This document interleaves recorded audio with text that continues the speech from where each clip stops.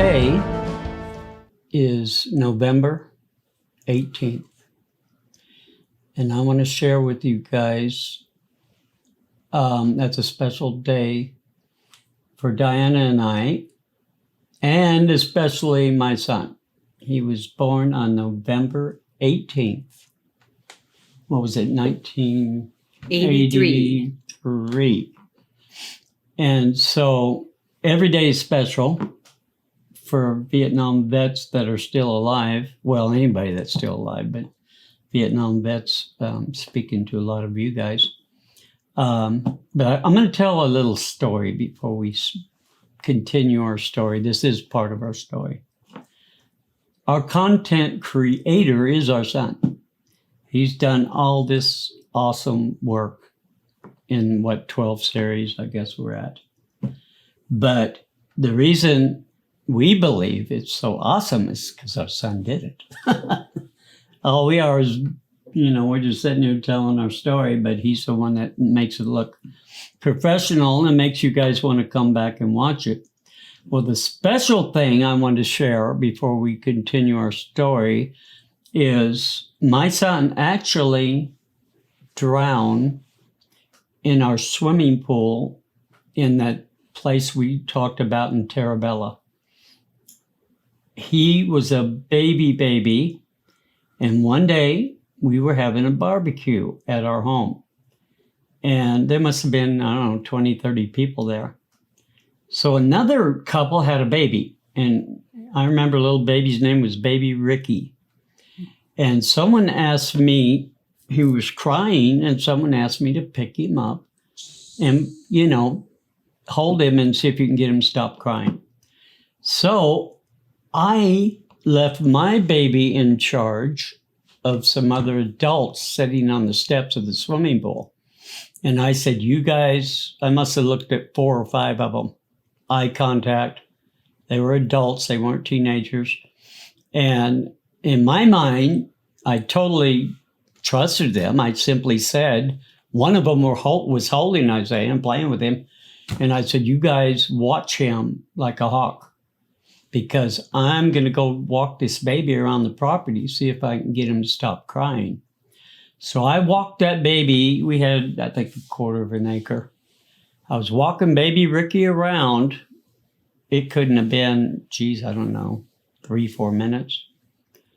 I came back around with baby Ricky, and everybody was swimming. We had a diving board that came out of the trees, and I built it. It was like 20 feet up, and everybody loved jumping off that thing. So everybody's partying, doing their thing. And I walk up, and I see my baby face down in the pool. No one around him. He was face down. Well, there was people swimming, whatever. They didn't see him. He was face down in the pool like he had drowned. There was no movement. He just laid there like a whatever. I dropped this other baby. I literally dropped him. And, he wasn't in my thoughts. I dropped that baby, my eyes this big around, and I did what everybody understands what a racing dive is.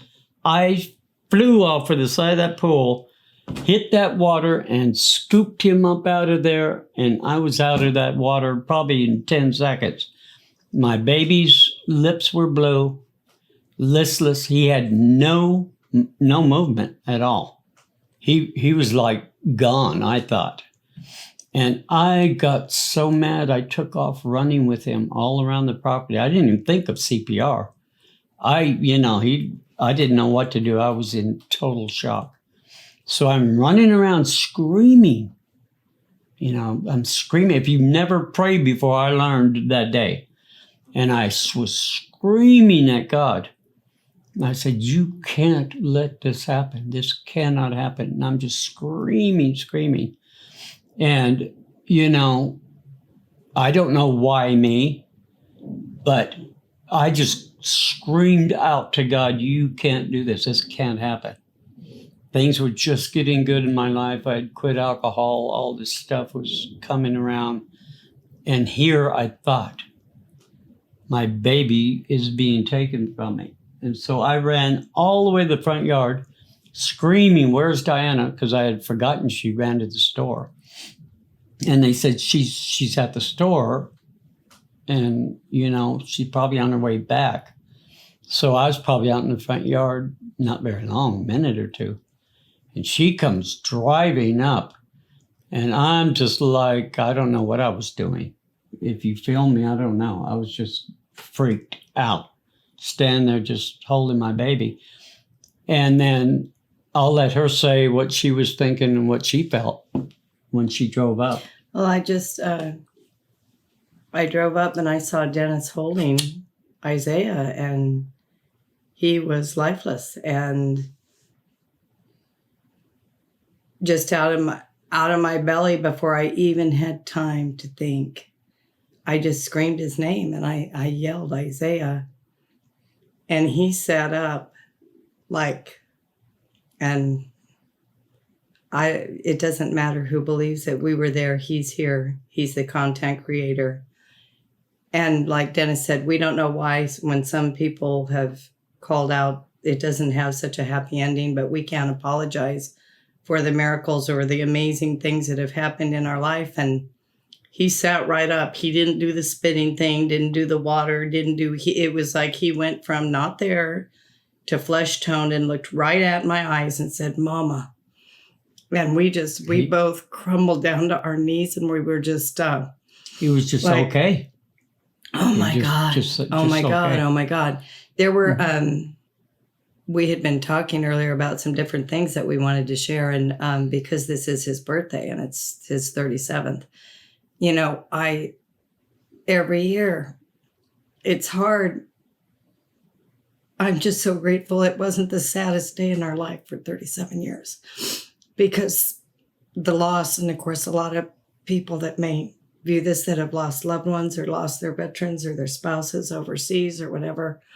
All I can tell you is that we had this experience, and we're so very grateful. And here, serendipity, life, whatever you want to call it, here he's grown up and is sitting in the house he was raised in with a studio filming our true story, which is one of the only ways people have mentioned, how can this veteran share? Well, one of the reasons he's even able to share is because he's talking to our son, and he's leaving a legacy, because I can guarantee you there were many years he wouldn't share at all. And I have no doubt that if anybody else was behind his camera, he wouldn't be able to do this. I just don't believe what is also so cool, what happened from there is, I don't know if this is the right time to be sharing this, but I'm going to share it anyway. I had 3 sons, and now he has 3 sons. So it's really a cool thing for us to have his grandbabies now. And they have a brand new daughter. On the way. And so, oh my gosh, you talk about blessed. Mm-hmm. I mean, we have been grateful ever since for so many things, but that was probably one of the biggest that heavy, that shook me to my core.